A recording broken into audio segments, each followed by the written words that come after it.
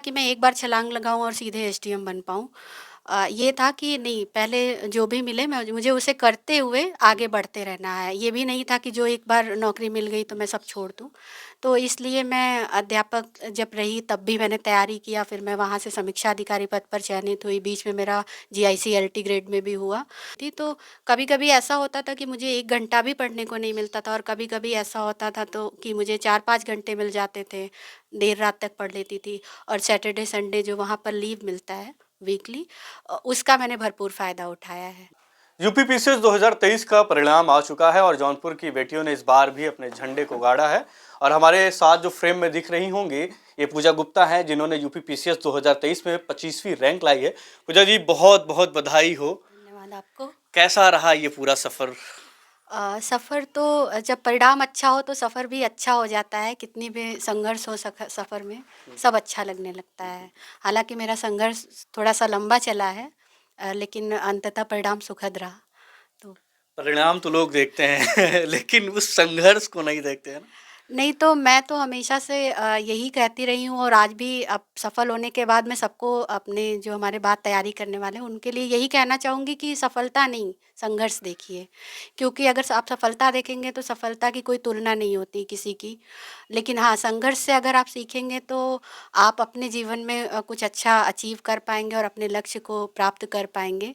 वो समय कुछ भी हो सकता है, कम समय में प्राप्त कर सकते हैं, लंबे समय में प्राप्त कर सकते हैं, लेकिन मिलेगा ज़रूर। तो इसलिए संघर्ष से सीखिए। अच्छा, संघर्ष में कैसी समस्याएं आती थी जब आप छात्र जीवन में थे? सबसे बड़ी समस्या तो ये जो शहर है, जौनपुर शहर, ये यहाँ पर थोड़ा-सा मटेरियल वगैरह प्रॉपरली उपलब्ध नहीं हो पाते। तो एक तो सीमित संसाधन की समस्या और मतलब और घर पे रहते हुए थोड़ा-सा रिस्पॉन्सिबिलिटी बढ़ जाती है। ये सब समस्याएँ थी, लेकिन हम उनको समस्या नहीं कहेंगे। ठीक है, अब ज़िंदगी है तो ये सब साथ में बना रहता है। इसीलिए शायद लोग घर से बाहर जाकर तैयारी करने का प्रयास करते हैं, लेकिन ऐसा नहीं है। सब अच्छा था, अब मैं उनको बुरा नहीं कहूँगी।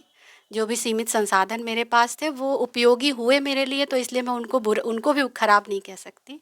थोड़ा-सा संघर्षमय जीवन था, लेकिन फाइनली उन्हीं संसाधनों से सफलता भी मिली है। तो आपने कैवा अटेम्प्ट दिया था इस बार? ये मेरा 5वाँ अटेम्प्ट था। जब असफलता मिलती थी तो मन एकदम उदास हो जाता होगा कि हमने इतना प्रयास किया, इतनी मेहनत की, लेकिन असफलता मिली। उस वक्त कहा जाए क्या चलता था दिमाग में? जी, जब भी असफलता मिली है तो थोड़ा-सा डिमोटिवेट हुई हूँ, कभी-कभी तो लगता था कि छोड़ दूँ। और एक बार जब मैं समीक्षा अधिकारी के पद पर चयनित हुई, तो एक बार मुझे लगा कि शायद अब छोड़ देना चाहिए, शायद मेरा सफ़र यहीं तक था। लेकिन जो अपनी क्षमता थी, वो मुझे मजबूर कर देती कि नहीं, अभी फिर से प्रयास करो। और कहीं न कहीं मुझे अपनी क्षमता पर पूरा भरोसा भी था। लगता था कि नहीं, एक बार और प्रयास करना चाहिए। तो बस असफलता के बाद जो दुःख मिला था, वो एक सफलता से दूर हो गया। 25वीं रैंक? बहुत अच्छा लग रहा है 25वीं रैंक पाकर। ऐसा तो नहीं आपने नीचे से देखना स्टार्ट किया था? नहीं, इस बार ऐसा नहीं था। हाँ। मैं श्योर थी कि सिलेक्शन हो रहा है।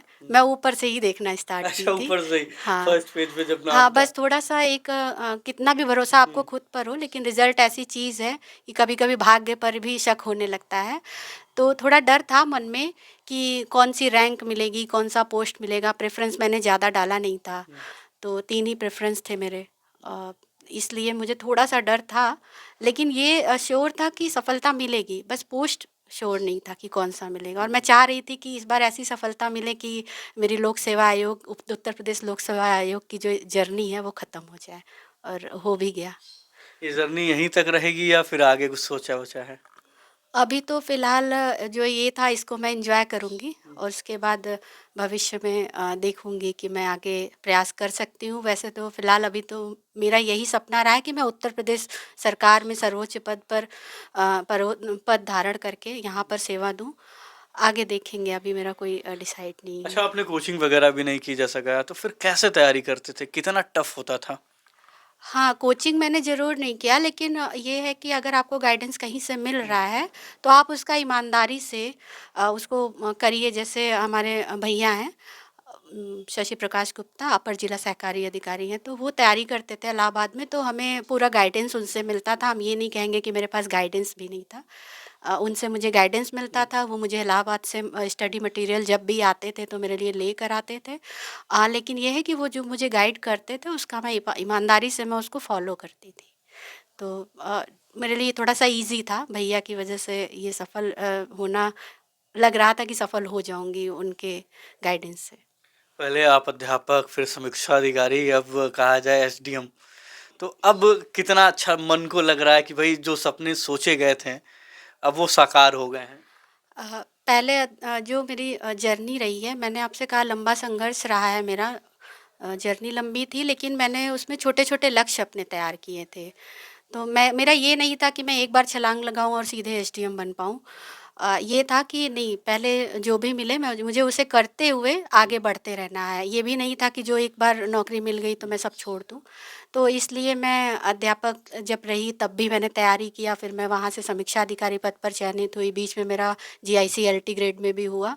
तो मैं ये सब करते हुए बढ़ी, तो मुझे बहुत ज़्यादा परेशानी नहीं हुई क्योंकि मैं लगभग 8 साल से नौकरी में बनी हुई हूँ। तो मेरे लिए बहुत ज़्यादा समस्या नहीं था। हाँ, नौकरी के बाद समय निकालना थोड़ा मुश्किल होता है, लेकिन नामुमकिन नहीं होता है। हम अपने जो हमारे रेस्ट का टाइम होता है वो हम अपनी पढ़ाई को देखकर सफलता प्राप्त कर सकते हैं, और मैंने भी वही किया है। आप नौकरी में हैं, लोग 8-8 10-10 घंटे की पढ़ाई की बात करते हैं। आप वैसे भी 8 घंटे नौकरी के टाइम फिर कैसे टाइम को कैसे मैनेज करते थे? क्या टाइम टेबल आपने तैयार किया था? मेरा कॉन्सेप्ट पहले से क्लियर था। मुझे बस उस पर उसको और शार्प करना था। तो मैं नौकरी के बाद जैसे वहाँ सचिवालय में 9 से 6 बजे तक की ड्यूटी होती है।